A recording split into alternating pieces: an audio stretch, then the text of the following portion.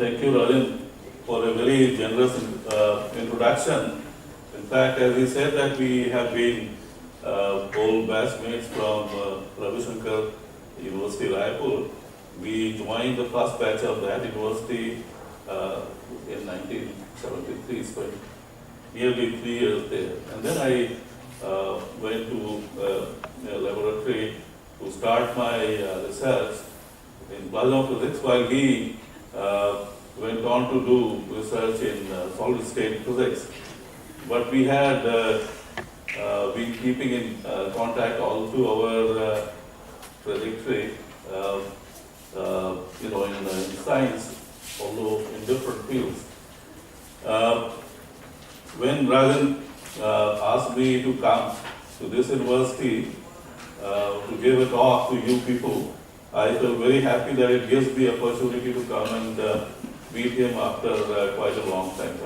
Probably I met him somewhere in 1996 or so last time, although we had been in conversation through other things. And also it was a greater pleasure to come and talk to younger people like you, although you are not in students of physics, but basically all of us are students of science. And so anything connected with that, and especially the astronomy is like open laboratory for everyone. You don't need a permission to go to that lab. In fact, night after night, you can see the night sky and wonder. We have been all wondering from our childhood when we see the stars, and know about nursery rhymes about twinkling of stars. So for ages, people have been excited by the night sky, and all over the world, the Chinese astronomers, Indian astronomers, Greek astronomers, everybody had been wondering, thinking that we are in the center of the universe, the Earth is the center of the universe. The concepts went on and improving with time as we enhanced our knowledge, and we came to know that Earth is not at all in the center of the universe, nor the sun is in the center. Even the heliocentric concept had been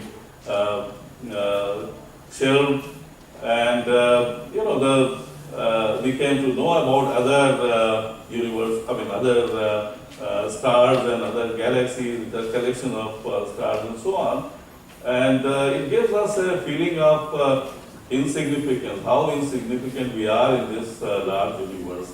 So I was initially feeling that I'll be probably talking to you about my specialization, which is on solar physics, that is the daytime star, the sun.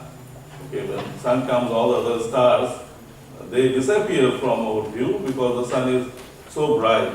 So the dark stars which are there in the daytime are not seen. So this is our closures. So that's what is my interest for the last 30 years or so. But in this one, I will try to give you a cosmic journey, imaginary journey, of course, and we'll see how difficult it is, how impossible task it is to go beyond our own solar system. Okay, so with this introduction, this first slide is, of course, our island observatory, which is located in Udaipur, in Lake Fateh Sagar. You can see a small island, looks like a steamer or a ship, which houses several telescopes for different types of studies of the sun, spectral studies, the photometric studies, and so on. At the shore of this lake, we have our laboratories and administrative building. That is an RCN. Background, you can see the city of Udaipur. The white structure shows the Hilton Hotel and so on. So anyway, don't worry about that. And as Rajan said, I am affiliated with Physical Research Laboratory located in Udaipur. PRL in Ahmedabad has a wide coverage of astronomy, astrophysics, theoretical physics, particle physics, and so on. We at Udaipur are devoted to the solar physics. So anyway, let us go start. Okay. So as I said that in the night sky, although because of the light you don't see, there are point-like objects here. These are the stars. And then you see some bigger objects, brighter objects, which are nearby planets. These stars are, far away, and they look dim in the night sky. And of course, as the Earth is going around the sun, you scan different parts of the sky. So you'll be basically seeing different stars in throughout the year as Earth goes around the sun. And if you are lucky and if you happen to live in a village and there is dark sky, of course you have to have cloudless sky, then you will also see some kind of a band of white band. In fact, the Indians call it Akash Ganga, or in English it is called Milky Way, because it looks like a way, like of milk, made of milk. But these are basically innumerous stars which you are seeing in the sky. These are basically the stars which are located far away from us. And this was only discovered that these cloud-like feature, things are nothing but collection of stars in any direction which you go. This is actually whole sky. You only see a part of this, not the whole thing from one, normally one, because you have to scan the whole thing. So, in the northern hemisphere like us, the center of the Milky Way will be low in the southern sky, and the band of the Milky Way will sweep upwards in an arc across the eastern sky to the northern horizon. So that is somewhere there, basically from the southern sky to the eastern sky. If you try to see probably from a dark place, you will see this. And as soon as the sun rises in the east, all these disappear, although they don't disappear, only disappear from the view. Okay, so this is the nearest star or the daytime star, the sun. So let us begin our journey through the cosmos. Let us start with a familiar scale, that familiar scale of ourselves. So we start basically from this human scale, and that is 10 to the power 0, roughly 1 meter. Okay, that is our nearest reach, and then we take off from ground, and we go to 10 to the power 1, that is 10 meters. Everything we'll be talking now in terms of powers of 10. That was actually a movie also long time, in 70s it was made, and Philip Morrison gave the narration of this. So when I was a student in PRL, he had given this talk, not exactly this talk, but something like that, in terms of powers of 10. So when we thought, what I should make, I prepared in the same order, nearly same order. So now we go 10 meters up, okay? Then we see this man and the surroundings, okay? So we start going further up, 10 to the power 100, 10 to the power 2, that is 100 meters. So in this scale, we start to see the surroundings, scale of the buildings, and you can see some ships and so on. And in this distance, one sprinter can run approximately in 10 seconds. Now you go further beyond. Now this can be about 3, a scale of 1 kilometer from the ground, and we start seeing the scale of a town or village. So we keep going up, 10 to the power 4, that is 10 kilometer. So we are now higher than the Mount Everest. Mount Everest is around 8.5 kilometer altitude. So from there we can see the much bigger scale of a city or town. And 100 kilometer scale of cities. Okay, now this is the distance which is much bigger between like top of the Everest and the bottom of the ocean.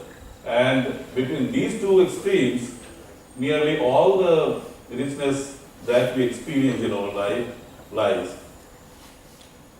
Going beyond, now it is around 1,000 kilometers up. Now we start seeing the nations and continental boundaries, and this is the type of images we obtain from satellites. Going further up, now it is 10,000 kilometers or 10 to the power 7 meters. Okay, so this is the Nearly the scale of the diameter of the Earth. The diameter of the Earth is how much? Somebody can tell me? 13,000. So it is something like that. So now at this scale we are nearly seeing that. We are seeing some cyclones building up, cloud structure, large scale structure, the continents and so on. Now let us go even further. 10 to the power 8 meters, that is 100,000 kilometers. And at that scale we see our spaceship Earth. Okay, and then background lot of stars we see. And this is the distance. If we consider now, bring up the concept of the speed of light, is 300,000 kilometers per second. So this distance from here to here is 100,000 kilometers. Light will travel only in 1/3 of a second. And our Earth travels that distance in roughly 1 hour. Okay, so now we go beyond 10 to the power 9 or 1 million kilometers. So now we can see in this frame our Earth becomes even smaller, and now we can see the orbit of the Moon, which is roughly 384,400 kilometers. Okay, and the beam of light will travel across this frame in around 3 seconds. So basically, we can call 3 light seconds if we want to give a new definition. Instead of very large numbers of kilometers or meters, then we can say in terms of light seconds. So around 3 light seconds is the distance, which is corresponding to 1 million kilometers. And just to break it a little bit, just to show a recent picture of the Moon where you can see a lot of craters, because Moon doesn't have atmosphere.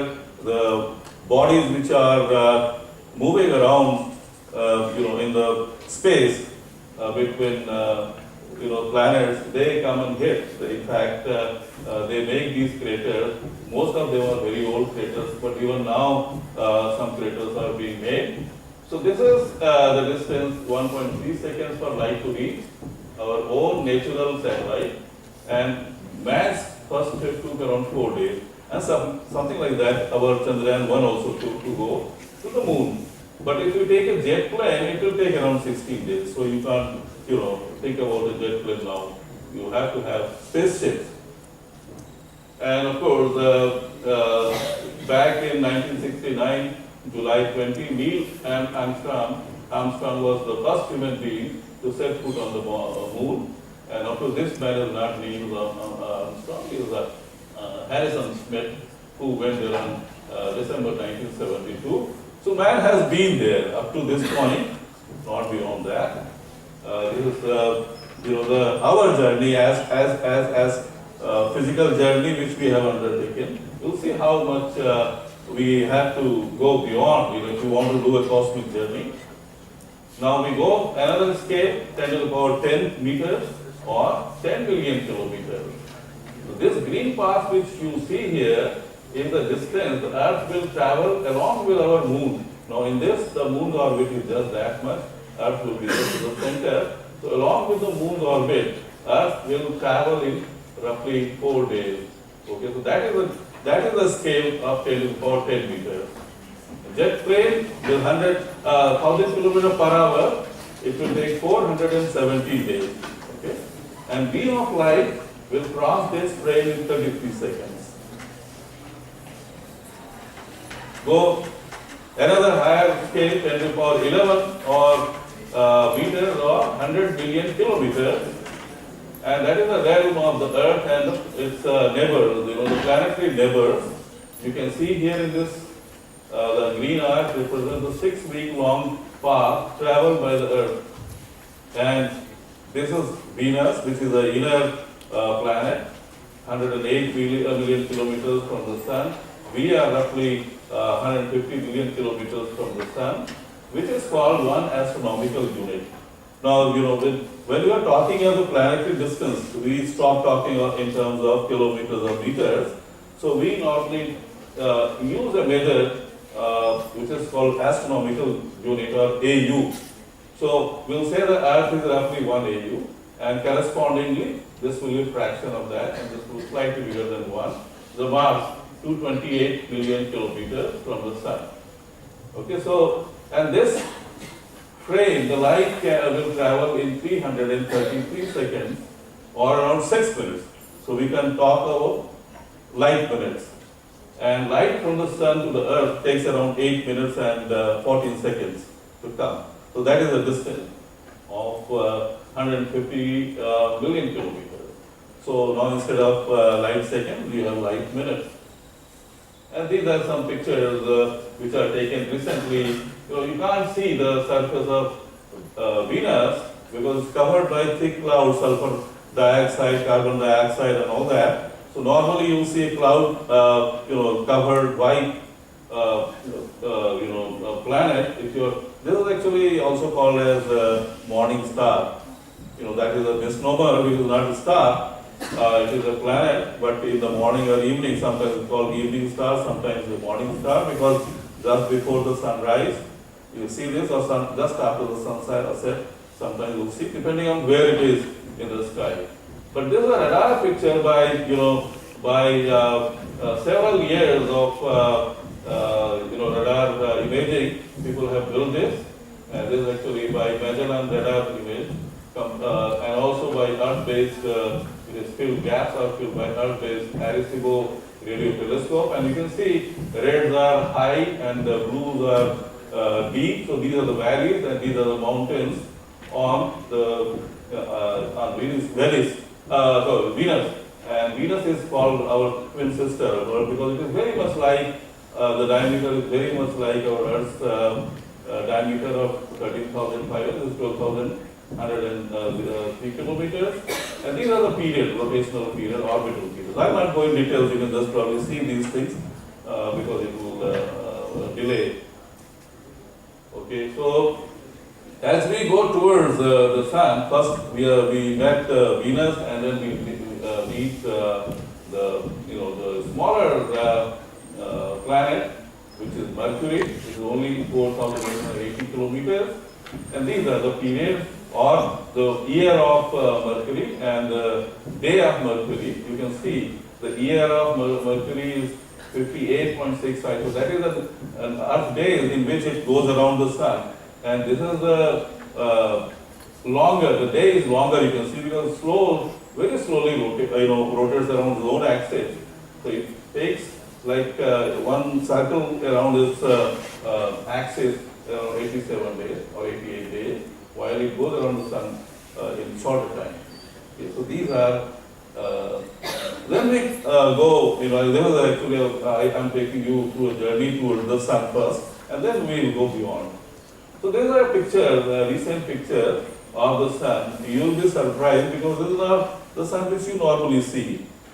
We see the sun through our eyes. Of course, you should not stare at the sun because you might lose your eyesight. The sun is so intense, it may burn your retina.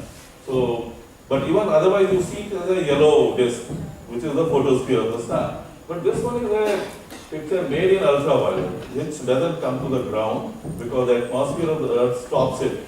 The X-rays and ultraviolet doesn't reach, I will show that later. So this is a picture taken from space in ultraviolet of the sun, and you can see the sun is highly inhomogeneous.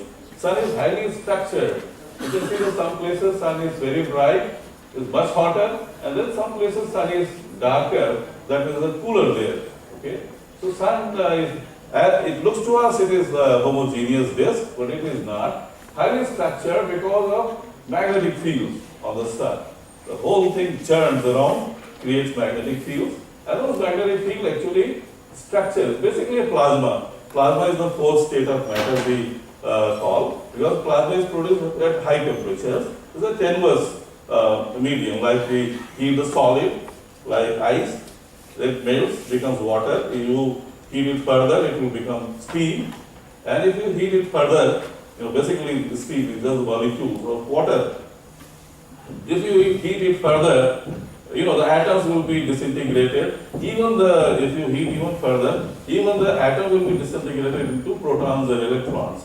So a collection of protons and electrons is called a plasma. So at the temperatures of the sun, you can't have anything in liquid or solid state. Everything is gaseous, very hot. In fact, the photosphere of the sun which we see by naked eye is around 6,000 degree Kelvin. Even iron cannot remain in solid or liquid form, it is gaseous. This layer which you are seeing, it is above the photosphere which normally we see by eye, which is called corona or crown of the sun, which is at 1,000,000 degree or so. So it's a highly, high temperature and very tenuous, like a vacuum. But we see because of large number of matter exists in our line of sight. You can also see some of the prominences, cloud-like features, which can erupt once in a while. Okay, so this is what sun is doing. But actually sun is, in our solar system, only system in which the energy is generated on its own at the center of the sun, at the core, at roughly 1/4 of the diameter of the sun, that is so dense and it is so gravitationally so compressed, kept in that state, that fusion can take place, nuclear fusion. So hydrogen can combine to make helium and so on. In that we lose mass, and that loss of mass is converted into energy from that famous equation which all you know, E is equal to mc square. And that is what is the central engine of the sun, giving all that energy which we are receiving, okay, which is sustaining the light. So this is the only system in our solar system which does that. And diameter of the sun is much bigger than the earth. In fact, you can line up 109 earths along the diameter of the sun, and the volume, it can fill roughly 1,000,000 earths inside, so big. Okay, so there is a dominating body, and with the speed of light, it takes roughly 8.3 light minutes, as I said earlier.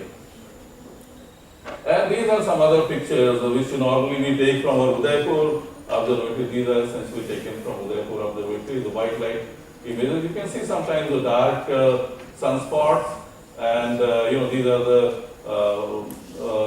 basically highly magnetized islands on the sun, which you cannot see normally by naked eye, unless you are lucky when sun is setting towards the west or rising in the east. Sometimes the big spot groups like this are there.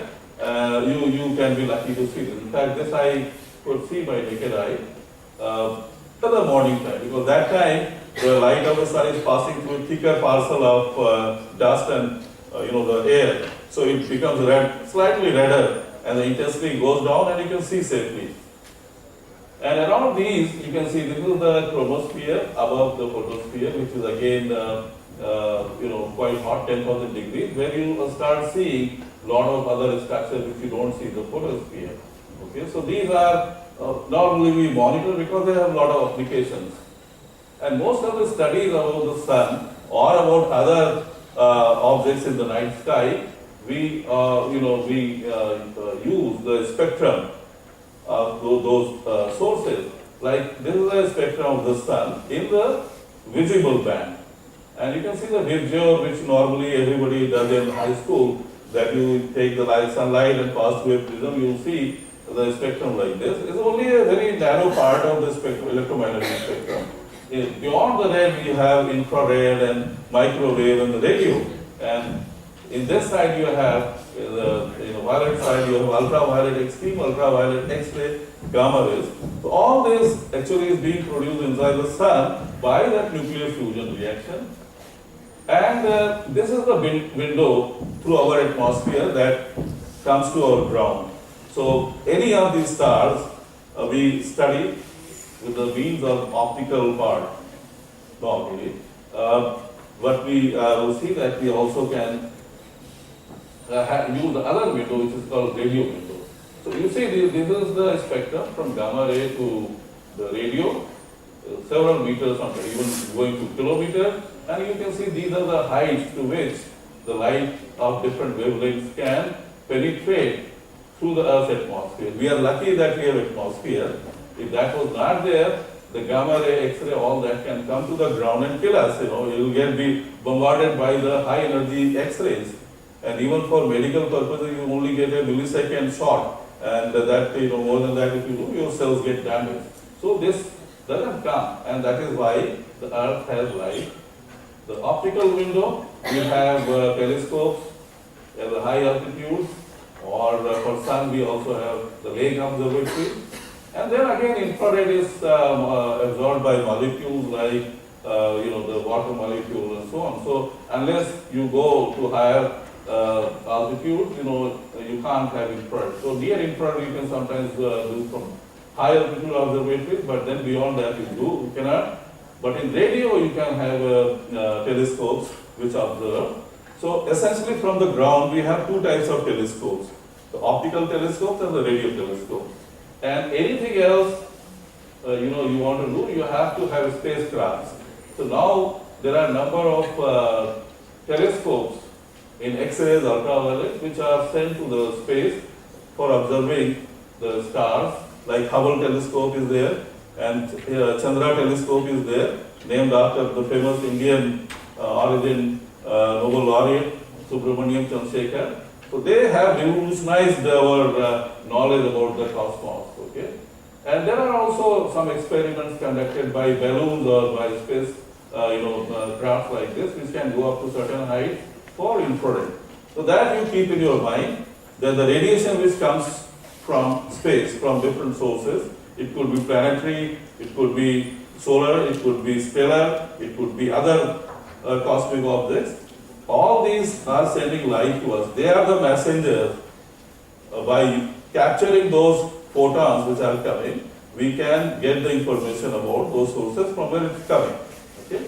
Now we'll see that the distance increases and the photons which have traveled through the space over years and millions of years, they are reaching only now. So we are actually seeing in some cases, I will show that you are seeing the back of the objects, in the past. You are basically seeing the past, because as we go ahead in our cosmic journey, the distances are increasing. The photon is taking, like for sun, only 8 minutes. It will take more and more and more time.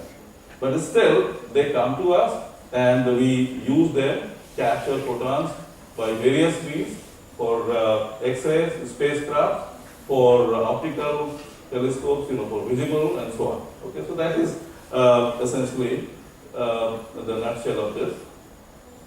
And here actually, some of the things which happen on the sun. Sun is the nearest star to us, and we can actually resolve the surface features and see what is happening on the sun. And a lot of energetic events take place. Like, again going back. Okay, you can see here these are images taken from our observatory, and you can see that there are dark, gaseous, kind of structures which are there. The size of Earth will be something like that. So you can see a very large gaseous structure which is there, which gets erupted and creates bright things. Also here you can see, this is like a wildfire. In a very large area on the sun, you can see that suddenly something happens, catastrophic event happens. It creates a brightening. So there are two types of explosions which take place on the sun. One is essentially the sudden enhancement of energy. It's like billions of hydrogen bombs exploded at the same time. Okay? Because again the sun, our Earth is around this size. So you can see how the scale is so big, almost like 2 to 3 lakhs kilometer long. And it suddenly burns, And then that will send you high energy radiations all into the space, creating space weather problems. Like we have weather on the Earth, suddenly there is a cyclone hitting us, or there is a kind of rainy time and so on. In the space, the sun is continuously having this kind of problem. Not you have to monitor the sun for knowing when it will occur. And one is like this, where radiation enhancement takes place. One is this, where the material erupts and goes into the space, and it will flow into the space. Let us see the next slide. Here you can see, once eruption takes place on the sun, it goes into the outer space. It increases it's like a catapult. It's going into the space.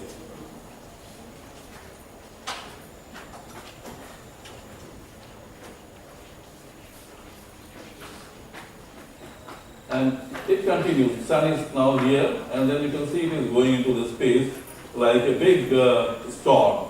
And if our Earth happens to be in that direction of this motion, it will get affected. So normally it will be progressing with the speed of 1000 kilometers, 2000 kilometers per second. So it may take roughly 18 hours to 2 days to reach us. So we normally get affected by some kind of geomagnetic storms, and we have to monitor because so many spacecrafts or satellites are working in space. So now it is very important to follow such things. So it has practical applications for which solar observations are done.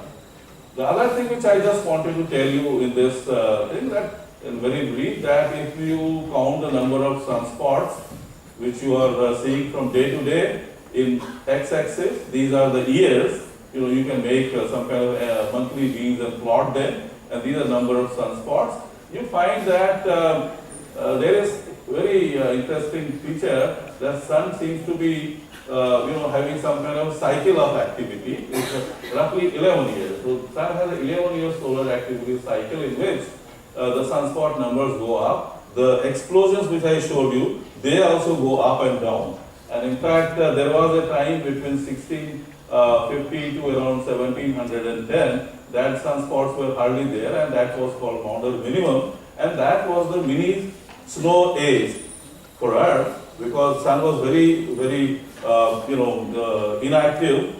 Because of the polar caps increased in size, they covered the European continent.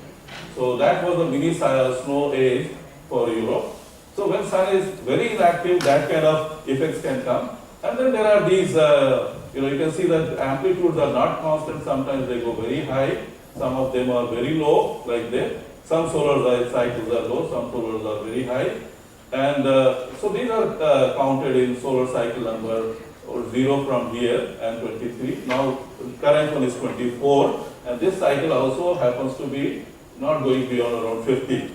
Okay, so sun is not a very good clock. We used to say the sun is a clock, 11-year clock is working. It was not exact clock. It changes in time span from 9 to 14 years, and also the magnitudes are. So sun is a very interesting star. It shows whether other stars also do such things that we see only by photometry. We can't see the way we could see the sun with even a small telescope or even a binocular. You can point towards the sun without watching through it and project image on a paper. You'll see sunspots and so on. So those things you can do for sun, but for other stars you can't.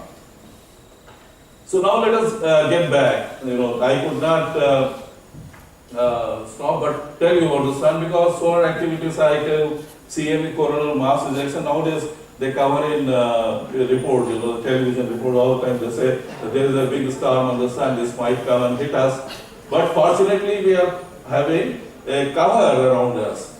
There is a magnetosphere around Earth which is stops the charged particle coming across that because there is a force which works on the charged particle, magnetic force.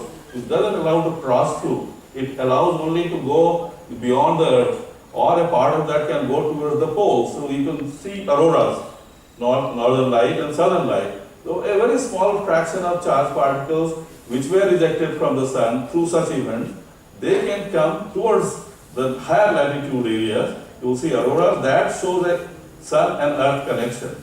So when sun is very active, we will have more and more auroras, and also you see the magnetosphere of the earth gets shaken because the charged particles coming pressing our magnetic field.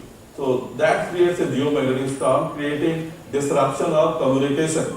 Sometimes you will find communication breakdown, and you will also have breakdown of power transmission in northern latitude, southern latitude, because of the fluctuations along the transmission line. So you can have power outage. In New York in 1989 it happened, and it has happened many times in other bigger events. So it's very important. Okay, so now let us get back to our cosmic journey. Now we had covered up to 10 to the power 10, and we saw within that scale we saw some of our planets. Now we start away from the sun. We went towards the sun and now we are going away from the sun. So 10 to the power 11 or 100 billion kilometers. We see Mars here, and Mars, of course, you see a red planet. They thought the Mars is the planet of war because it looks so red, angry. It has diameter which is much smaller than Earth, rotation period and so on. And it has a icy northern polar cap which forms and deforms. There is some evidence of water there because there are some structures which show something like canal-like structures. So always people thought that green men from Mars, whenever we thought of unidentified, flying objects, UFOs, we thought these are the invasions from Mars. But now, of course, you know that recently Curiosity has been sending images of the Mars, and it is also trying to go towards Mount Sharp, which is you are seeing here in the map. In fact, this is a large number of images which have been connected together to make this mosaic, which shows basically rock nest panorama from Curiosity, which is sent from this spacecraft, which is called Curiosity, okay, which has been sending a lot of images. So no evidence so far about life, but still cannot be ruled out. And this is going towards Mount Sharp. It will be reaching probably sometime later, and try to do some more excavations and so on, and try to send us information about any possibility of life in Mars. So going beyond Mars, 10 to the power 12, little cutting here, it is around 56 light minutes now. And if we started today, I thought my talk at 3:30, I was counting from there. So it will be only 16 hours, slightly more than 16 hours from the ground if we started from the Earth with the speed of light, okay? And in that, we can cover the space up to Jupiter. And there is a vast space between the Mars and Jupiter where no planet is seen. But there are lots of rocky material which are called asteroids. And in fact, this is basically the large rocks. More than 30,000 rocks have been identified by asteroid watchers, and they have been known to be floating in this area. Some of them can cross and come towards Earth. Some of them, the largest ones, 10 largest asteroids, which were discovered around, they are not small, 1,031 kilometers is the largest, Ceres, Pallas 625, and so on. And some of them can come. So these are rocky structures, they don't have strong gravitational force to keep a spherical shape as other planets have. So these are actually much smaller where the gravity doesn't play a role. Some of them can come and get attracted by our Earth, and you see them as shooting stars. Okay, some smaller ones, even bigger ones are known to have happened. On Moon, on Mercury, you see the evidence of big impact. On Earth also, it is thought that one of the bigger asteroids probably would have hit the Earth long time back and destroying the dinosaurs. That was the extinction of dinosaurs. One of the theories is that one of the asteroids must have hit, and that may also hit us another time in future and extinct us, the human being. So that is, but most of the time in the night sky, when you go out and watch, there are times in the year when you see more of them. They are called meteor showers, because the Earth is passing through space where the space debris has been left. Like some comets, I'll show you that sometimes the comets, they come and go across, they leave some part of that consisting of tiny particles, few millimeters, centimeters, maybe some meters, and when we pass through them, some of them can get trapped, and then they will fall. When they are passing, attracted by the Earth, they pick up speed and they start burning in the atmosphere of the Earth. So most of them are burnt in the atmosphere itself. Some of the big ones can come, unburned completely, and then they get fragmented, and they will shower on a place. If we are lucky, we will be safe. Otherwise, sometimes they can create a very huge fireballs. This happened in February 15, 2013. in Chelyabinsk, Russia. So this was a big one which came. You must have read about this in February, that there was a big explosion and it shattered many glass panes. Many people got hurt, you know. You can see here, this came in the atmosphere of the Earth at the speed of around 50,000 kilometers per hour, shattered about 30 to 50 kilometers above the ground. Its size was approximately 15 meters in diameter. Mass was 10 tons. So we were lucky. And this released 500 kilotons of energy, more than 30 times the energy of the Hiroshima atomic bomb. Largest reported meteor is the one that hit Tunguska in 1908. So in Russia, in Siberia, earlier also such a thing had happened. It flattened the whole forest, you know, in 1908. So if it falls on a heavily, Siberia is luckily not populated, but if it comes on a heavily populated place, it can create havoc. So such things are there. In fact, in 2012, there was another asteroid which made a very close passage around the Earth, only 28,500 kilometers away.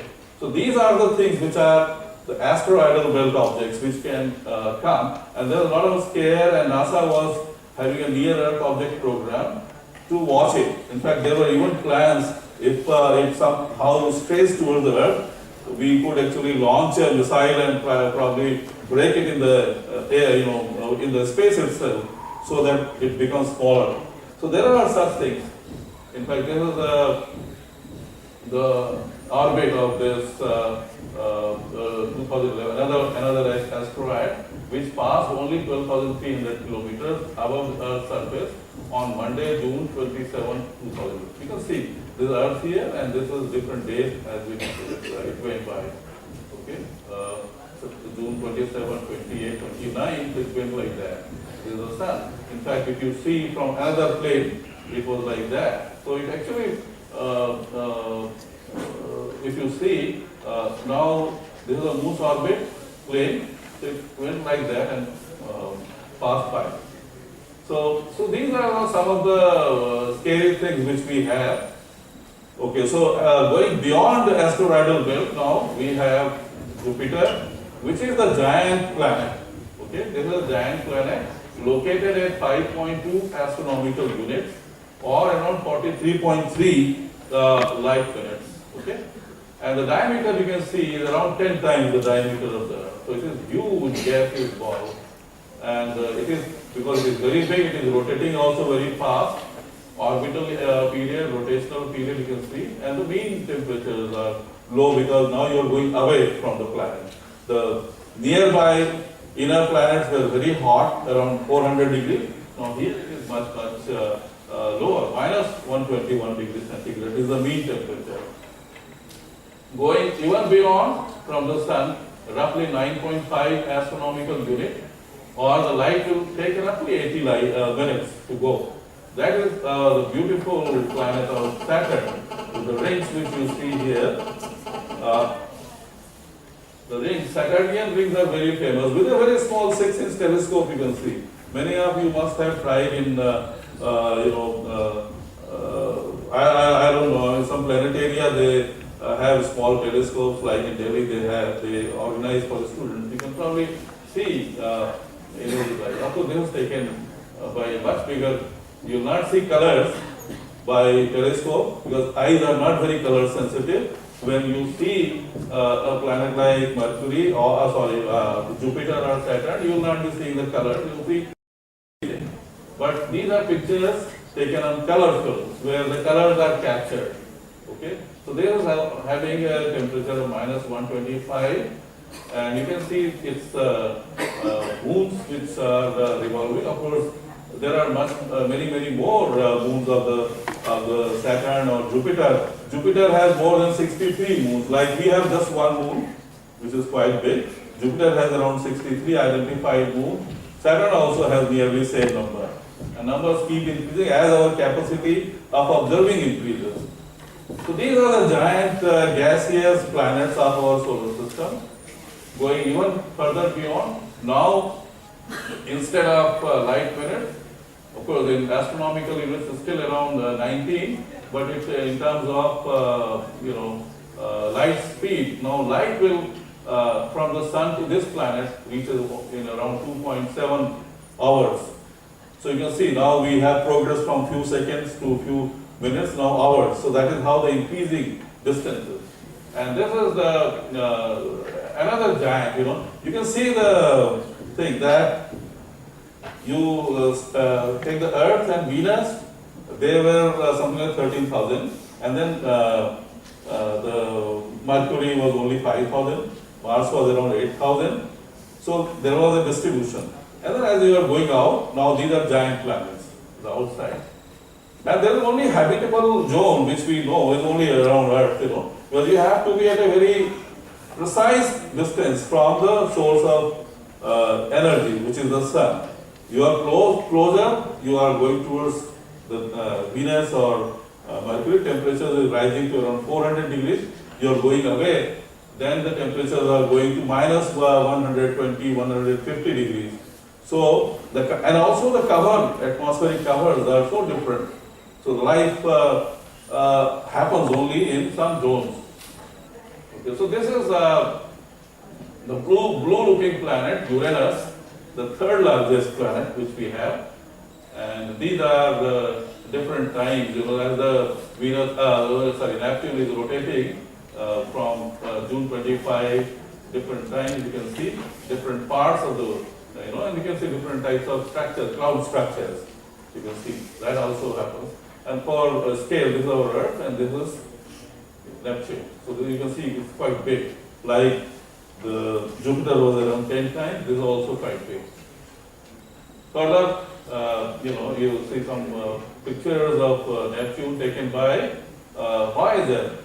I don't know whether you are familiar. In fact, such a picture you can never take from Earth. It will be all lit. It is taken by a Voyager spacecraft, which is the second and third human-made instruments or spacecrafts which were launched somewhere in 1970s. Before this, Voyager Pioneer 10 and 11, they were launched, and they have traveled beyond these planets. And Voyager also, this picture 1989, it has passed beyond that. This is picture taken by Voyager in 1989. It has now gone further beyond, and this is only man-made instrument. So it has taken so many years. Somewhere in 1972, it was launched, and this picture taken in 89. And still it is going. Still it is in our own system. So these are pictures of Neptune taken by the telescopes, again showing the ring-like structure which we saw for Saturn, along with some planets and moons and minor planets. And then there are some other objects which are known beyond these, which are called trans-Neptunian objects, because they are beyond Neptune, and in short, TNOs. And there are many of them. In fact, Pluto was also one of them, which we thought as a planet, but this was discredited recently, and it was removed from the list of planets because, in fact, the orbit of Pluto shows that it was highly inclined, and also there are many minor bodies which are in the same orbit. So definitions for a planet that it has to orbit around the sun, which it does. It also needs to have enough gravity to pull itself into a spherical structure. It has. Pluto also has. But it also needs to have cleared all the neighborhood around its orbit, so that there should not be any major body. But there are several bodies which are present in the same. So that was the criterion which was given by astronomers to remove Pluto out of the list of planets. So this is gone. So there are several. Varuna is known, you know Varun. Other objects following this Pluto? Pardon? Same orbit? Around the sun? Pluto's orbit, and around the same orbit, in the neighborhood, there are other bigger objects, some of which are 2,000 kilometers. So they have been identified. And that was the reason why it was taken out. And then similar thing, like in 2003, there was kind of a lot of news about Sedna at 13 billion kilometers, which was thought to be 10th planet. Again, this is a minor planet. Okay. So this is, as it will look, if we happen to go on Sedna, our solar system will look like a fuzzy structure. The sun will be somewhere here. Now, we are so far away in space. This is an artist's view. So this is also ruled out. Sedna is also removed from the planet because there is no 10th planet as far as it's concerned. And you can see the orbit of Pluto crossing that. Sometimes it becomes, within Neptune's orbit. Neptune becomes farthest at certain times compared to Pluto. So Pluto was not far. So it has a highly inclined orbit, and within that orbit you have other objects. So this is so our flat solar system is nearly flat. All these planets essentially orbit the sun nearly in a flat plane. Okay, they don't go beyond. It's not that haphazard, they can go here and there. So sun is basically the governor. It controls all the planets. Okay, so beyond Neptune orbit, there is a Kuiper or Kuiper belt, which is a region from where some strange objects come. They are called comets and some dwarf planets. And there are something like 70,000 icy objects. Icy because the temperatures are so low, okay, which exist in this belt. Okay. So now we go to 10 to the 14 or 100 billion kilometer or 670 astronomical unit, or this will be something like 93 light hours. So if we started our journey today at around 3 o'clock, we will be there on 28th July, 12:30 hours, So that is the time it takes with the speed of light. So you can now imagine this dimensions, of the near solar system. Go further beyond 10 to the power 15, or this is 1000 billion kilometers. Now these numbers are becoming bigger and bigger. And astronomical unit also, which we define for planets, is becoming a little awkward to handle. Now it is 6700 astronomical unit. In terms of light hours also, it is becoming difficult, 930 hours. Now we talk of light days. So it will take 39 days to light for the light to go across. And now our entire system, solar system with the sun and all the planets are confined in this block. So this is the solar system. And if we happen to go to this place, now it will be very difficult to resolve the features of the solar system. Leave alone the sun. Sun itself, we can't do anything. So it's far away. And this is the area which we call as the Oort cloud, okay, which is some kind of a dusty cloud which was left when the sun started collapsing from a proto-star phase. Sun was collapsing, then planetary system formed. So at that time some remnants were left, that is called the Oort cloud. But in this case still, the next star is still not in our sight. We have gone away far. You can see all the planets which look so far away that our Voyager has taken several years, around 20 years or 30 years. Still it is somewhere here only, from our sun to somewhere here. Still the next star is not. All these stars which you are seeing, they are all faraway stars which are seen in the background. Okay? So you can see the vastness, Okay, somewhere there, of course, I just wanted to this picture of the comet. Any one of you has seen comets? Uchhaltara or Dhumketu. In fact, this is actually tiny objects, a few meters, 100 meters. Somewhere here is a nucleus, and around that, when it comes towards the sun, in fact, it is very difficult to observe it by telescope. It is only few hundred meters at that distance of Oort cloud or Kuiper belt. So it is very difficult. It comes on highly parabolic paths toward the sun because still attractive. Still, sun's gravity holds there. So it comes towards the sun, and when it comes towards the sun, because of the heat, because of the radiation of the sun, it starts melting, evaporating. And because of that, there is coma develops around the nucleus, which is essentially a dusty matter, dusty ice we call, or dirty ice. because it is mixture of dirt and ices. So when it comes towards the sun, it starts melting, evaporating, and a dust tail is formed because of the radiation pressure from the sun. There is a radiation coming from the sun. That pushes the dust tail in the perpendicular direction, direction along the flow of the radiation. And then it's a faint plasma tape. It gets so much ionized because of the sun's heat, ultraviolet X-ray, that a plasma is created, and that follows the magnetic field of the sun. Sun has a magnetic field as I showed earlier, but sun's magnetic field goes into the space in spiral fashion, Archimedes spiral. And so it is tracing, plasma always tries to go along the magnetic field, so you can see that. So these are the visitors from the outer space, visitors of the family, solar system family, which are coming from the outer space, far beyond. But many of them take, there are famous comets like Halley's Comet. It comes every, something like every 76 years.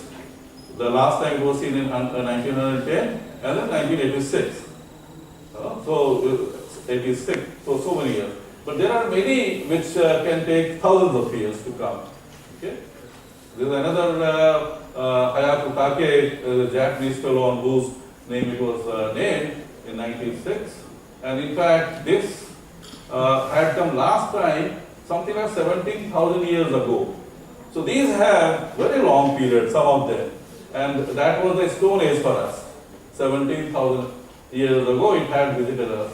Okay? So you can see such things also are there. And beyond that, now you can see there is of course, I just shown, probably not, this shows the positions of Voyager 1 and Voyager 2. And this is the sun here. And there is the global magnetic field of the sun, which is we call heliopause. And then it flows into the interstellar medium, the medium between the stars. Okay? And we can also define another unit for the distances in terms of parsecs. So this is our Earth's orbit around the sun, and the distance at which it will subtend an angle of 1 arc seconds. 1 arc second is, this is the angle. It's like 1 hour is 60 minutes and 1 minute is 60 seconds. So 1 hour will be 3,600 seconds. So 1 second, that is, if you take a degree instead of hour, now if you take a degree, so 1/60th of that will be 1 minute, 1/60th of that will be 1 hour second. So 1 hour second, if our 1 AU to 1 AU, so this is compared to 2 AU. Okay? So at 2 times the year, our Earth will be here, and then after 6 months it will be here. So if you take some star and measure the position of that star, that will be 2 hour seconds, and that distance will be 1 parsec. So that is how parsec is defined. It's something like 3.26 light years. So there is another alternative thing.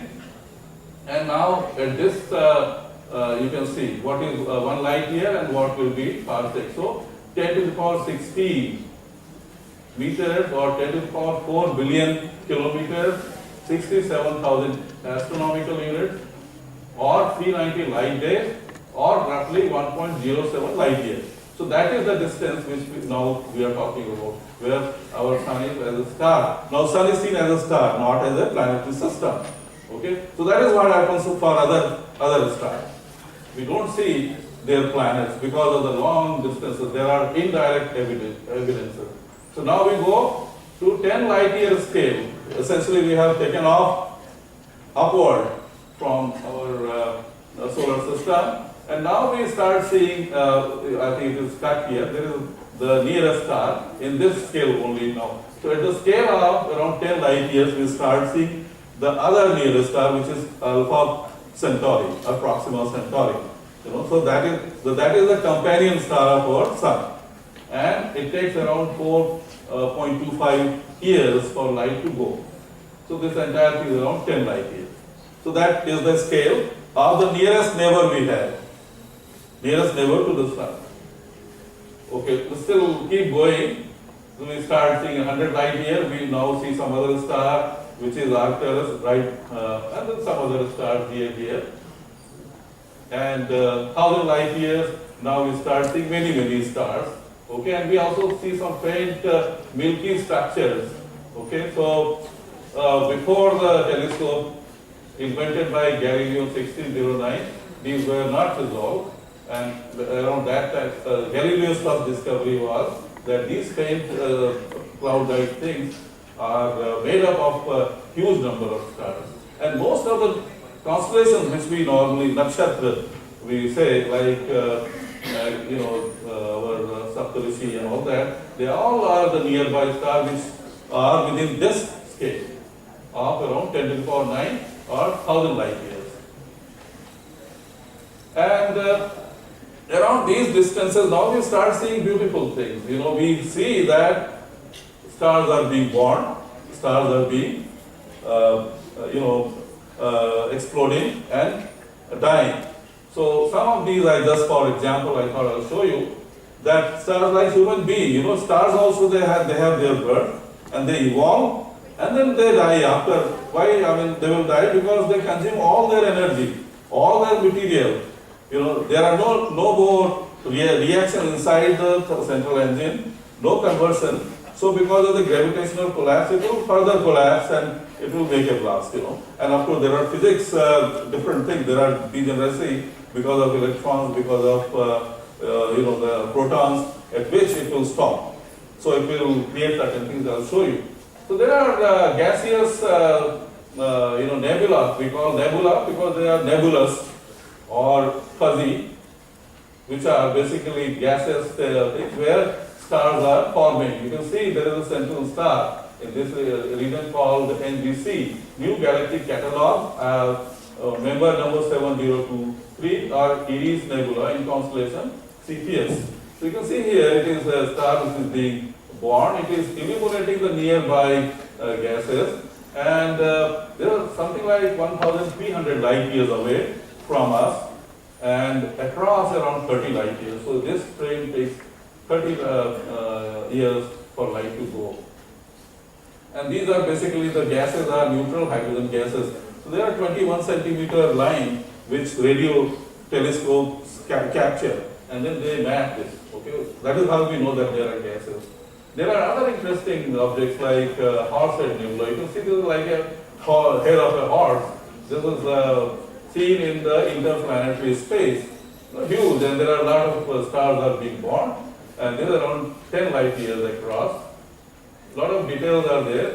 This was taken by Hubble telescope. This is 7,500 light years away, 300 light years across, and you can see nice features. Some of, they are very dark, where no star formation has taken place, and in the surrounding, some of the material is lit because of the ultraviolet which is coming and heating up. So you can see beautiful, some kind of scary pictures of gases which are discovered by Hubble telescope, which is named after the famous astronomer Edwin Hubble, who discovered a lot of things. And there is a star-forming dust pillar in Carina Nebula. You can see some like pillars here. Look very interesting. And there are, you can see some kind of reflection taking place because of the star being formed here. So all these gases which are available, they provide the material for collapsing of some of the area volumes where the stars are formed. There is another some blobs. As the star forms, these blobs are evaporated and then they are swept away. Okay, they are swept away, and after some time there won't be any trace of gases there. Okay, when the star evolves. So this is another example, birth of star in gaseous nebula. And some of these stars they form in clusters like honeycombs. They are huge.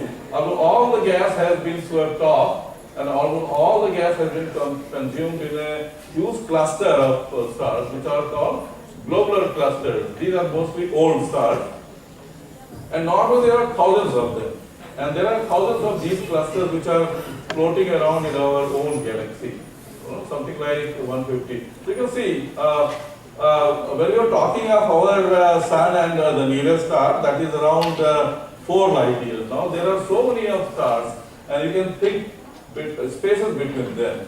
So that is how now it is looking like a compressed thing. So one thing which we see now is all, whether they are planets or whether they are stars, they try to live in colonies like we human beings do. We live in cities, we live in villages, we live in mohallas, and so that is how we cluster the countries and then the world, you know. So there also you see, we started solar system, a collection of planets, we went beyond, now you saw the stars are forming in the interplanetary, interstellar medium, and then they form in different kind of clusters. And you will see as we go ahead, you know, there are different types of clusters. These are another cluster. They are like diamonds, you know. They are beautiful. So many of these. This is we call Seven Sisters, you know, Pleiades star cluster, which we can see by naked eye. In winter night, you will see this with naked eye. Beautiful cluster with lot of gases around. So these are all new stars which are born, but still they are within their stellar womb, you can call it. You know, if you want to do that, they are still within some kind of embryo system. Okay, they still have a lot of gases around them, which are shining because of the light which is given out here. And then they will spend a lot of time in, for aging. And as they age, finally they are going to blast off like this. So this is the death of a star. You know, this is the Ring Nebula at 57. This is taken again by Hubble. Of course, before that picture was taken by telescopes. And you can see a central star here, and around that, the outer layer of that star has been blasted off. So it's actually our sun is also going to end like this.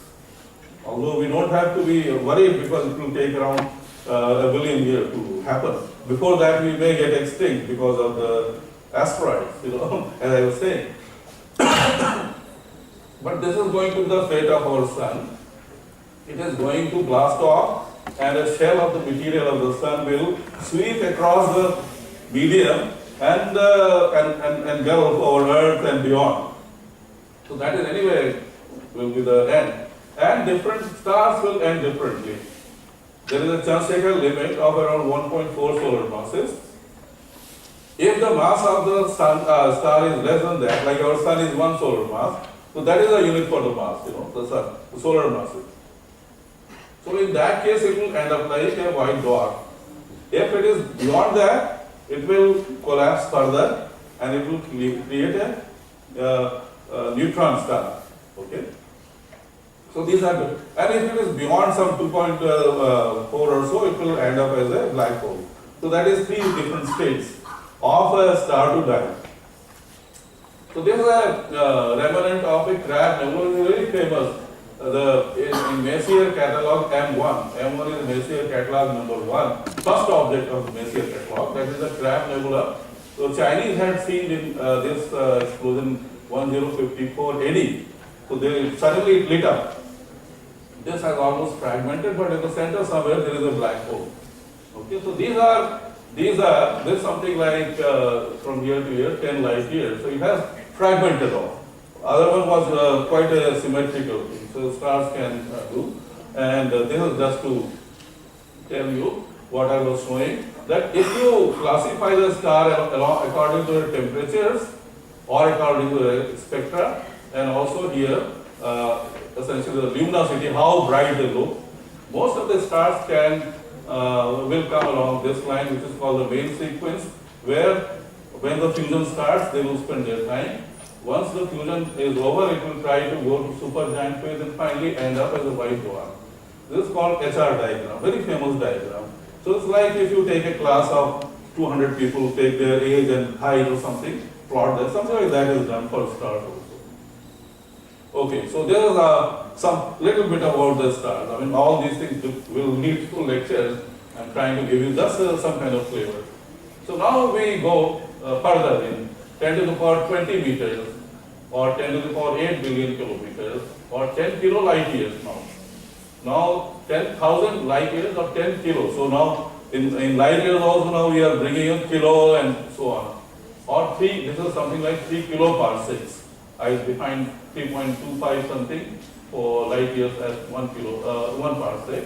So that also is an old thing. Now mostly we take light years.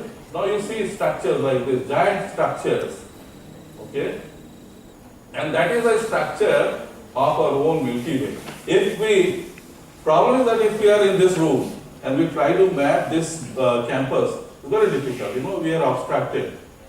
So same way, since we are within our own galaxy, we are trying to map, it is very difficult, But there are ways nowadays one has by which we can do. So if you happen to see this is like a disk, where you see a lot of dark and bright patches which are composed of gases, dust, and also the stars. So this is the central part of our own galaxy, and this is the disk of our own galaxy, which you are seeing, the light, the Milky Way. And if you could go away by some means into space, away, perpendicularly, then you will see this. You saw edge-like thing because we are somewhere here. Our sun is here, and we are watching like that. So we can't see the whole structure directly, but radio telescopes have mapped some of these things, and there are different arm-like structures. So this is at the 10 to the power 9 billion kilometers or 100 kilolight years across.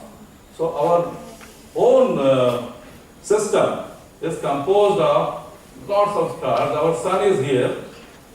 The sun is a tiny star here. Our solar system is here. And this you can see giant spiral arms with this. The galactic center is like that, where lots of stars are there.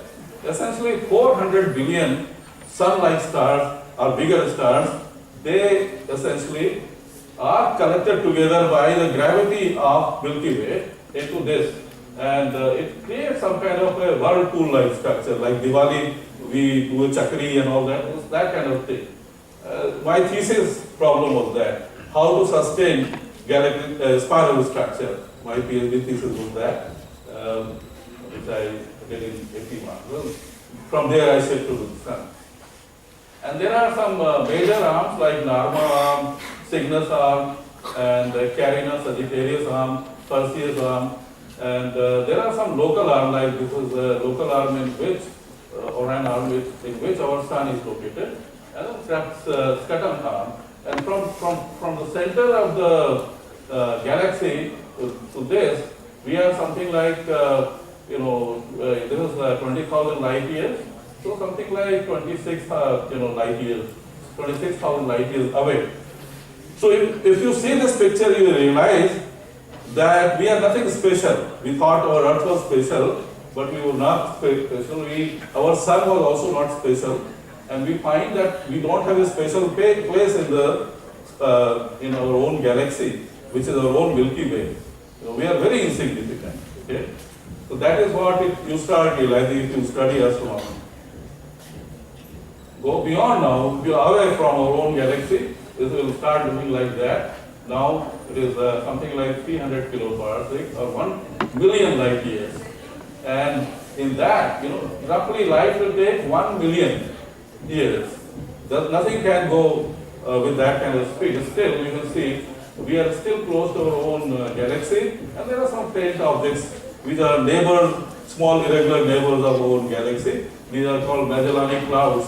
Small, this is the large and small Magellanic cloud, which Magellan had discovered when he was going to Australia several hundred or 300 years back. So these are seen from the southern sky.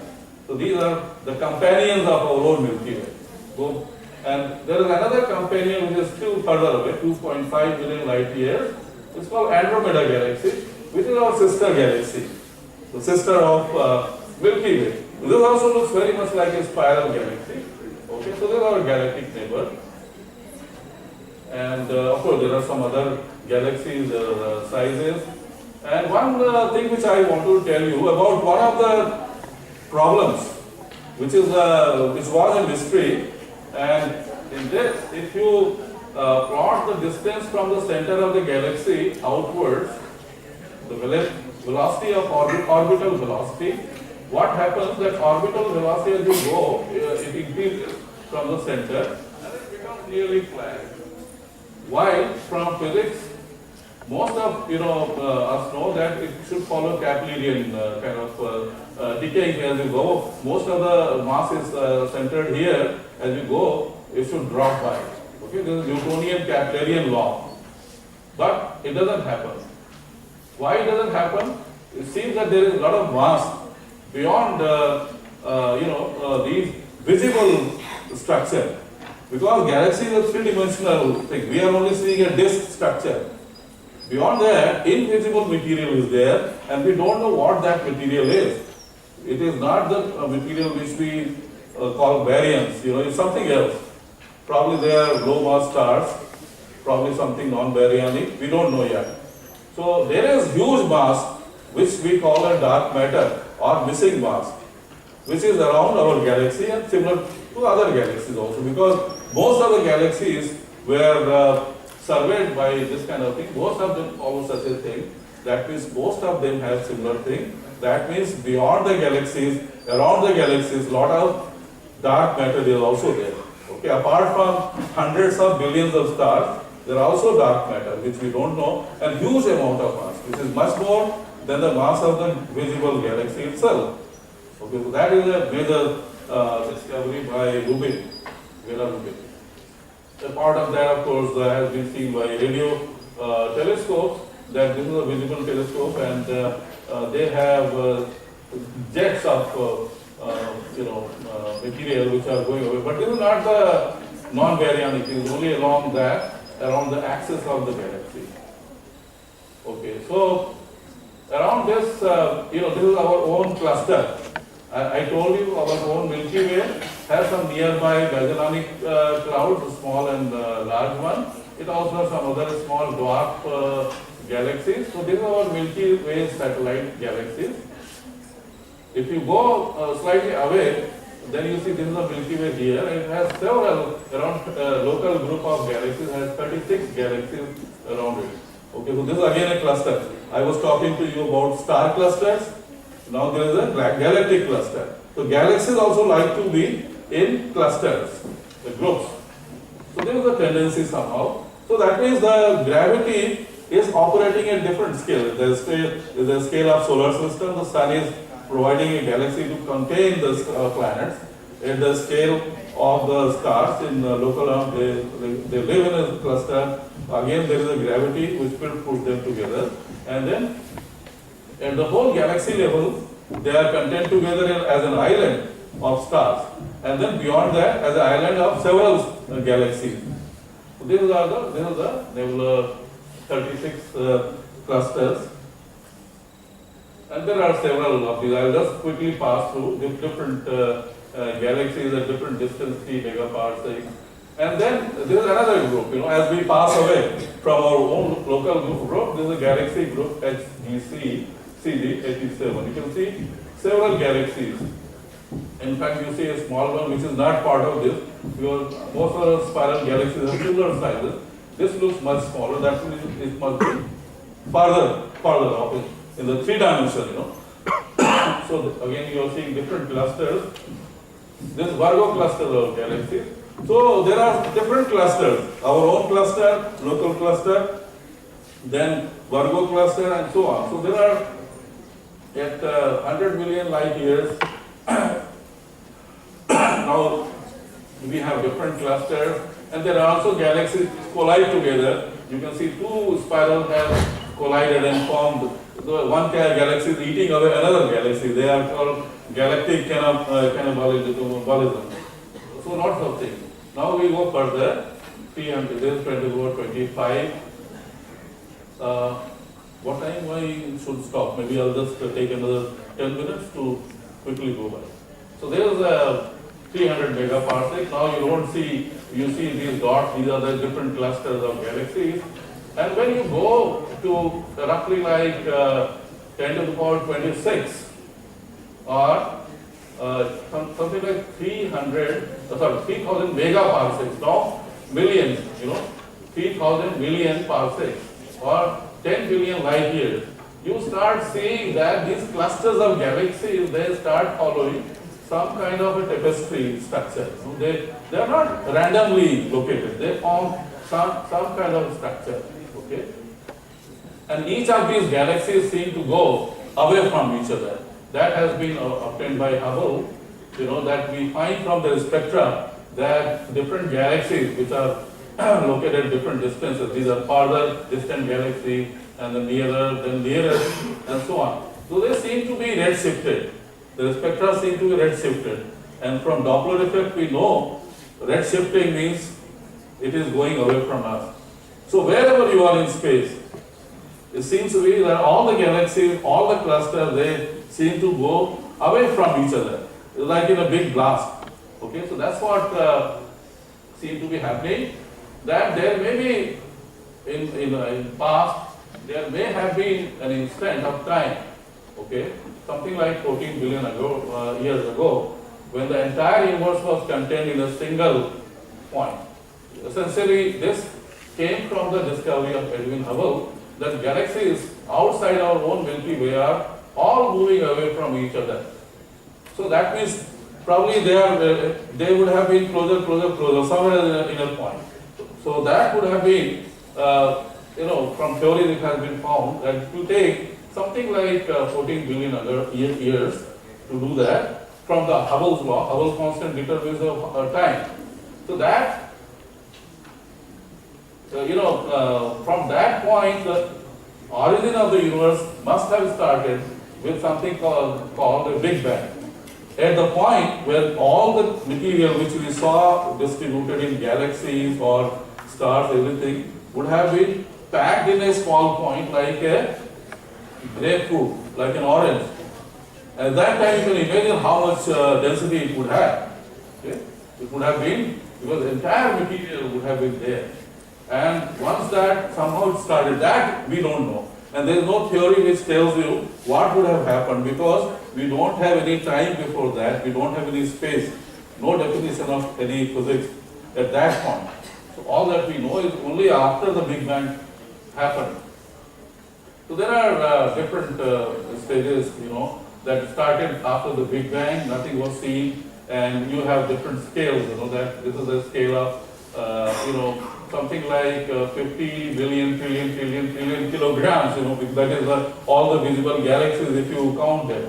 So that much will be packed in a small volume. Okay, so it will give you 1 teaspoon will be that much.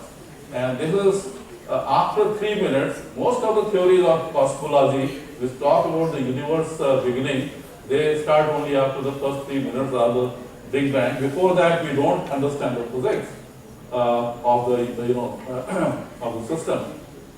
So at that time, after around 3 minutes, the scale of this window will be around 550 trillion kilometers across, and the weight will be 5 billion trillion. So that means billion is 10 over 9, 10 over 12, 10 over 12, and so you can keep multiplying. And after 3,000 years or later, such structures, because we saw that structure, I showed you the observational tapestry. So essentially, these are some simulations which have followed up the start after 3 minutes of Big Bang. So it grows, the scale of the window now grows to 850,000 trillion kilometers, and the weight will be the same. That is not changing. So the universe is basically expanding, cooling, and it's still very hot, and it contains only the simplest chemical elements, mostly hydrogen and helium. That's what we know is the abundant material. And now it shows the first hints of some structures which we saw from the observational map of the entire universe as those clusters, tapestry of the clusters of galaxies. And these clumps of matter will grow in size as their gravity attracts nearby matter, and finally will start forming a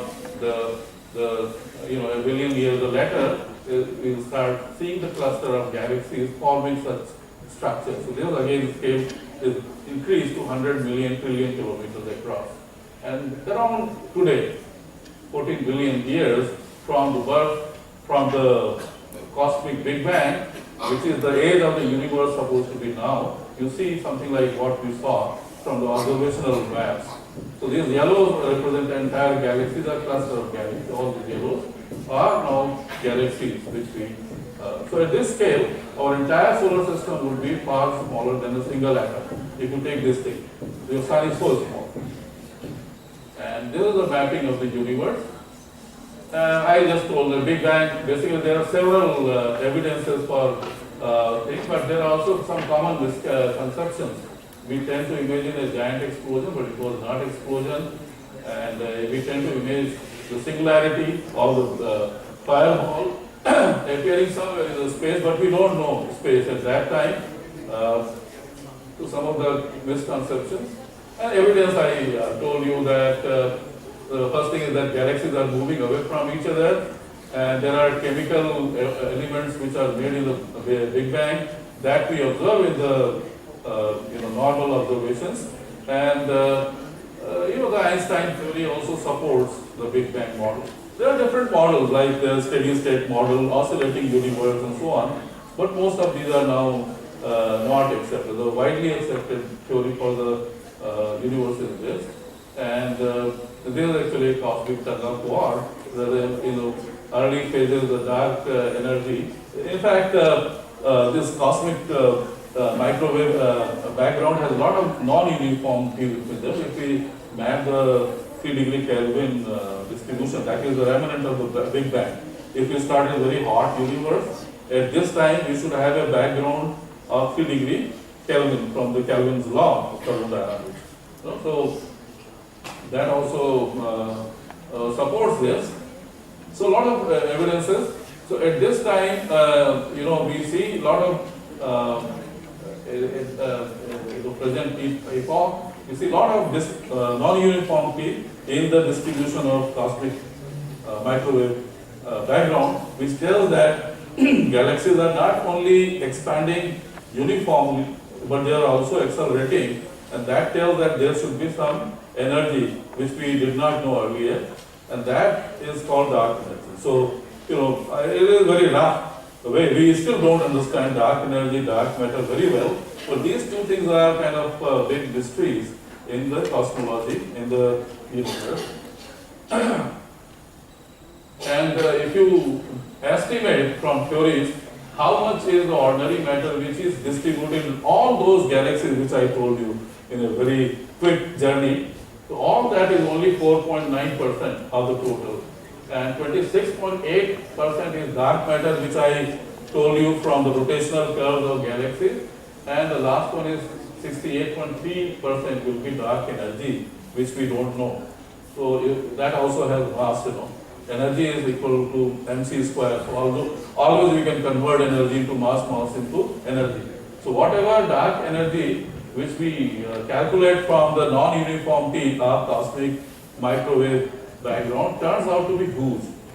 Okay, and that is now pushing out the galaxies farther and farther. So this is the whole thing, whole talk basically in various things I try to show. Solar system, solar interstellar neighborhood, Milky Way, local galactic group, Virgo cluster, local supercluster, and observable universe. So essentially, I think I will stop there. Finally, one wonders, about the God, probably who started the Big Bang, what, that singularity, what happened there. So can we ask the question, does God exist? So that is what you start going from physics to metaphysics, because you see this kind of things, in this uniform universe. So I think I'll stop here, although I try to cover, a huge journey, which you take several millions and millions of light, millions and millions of years with the speed of light, and that we are trying to condense in 1.5 hours talk. So that's a challenge which I thought I would take. Thank you very much.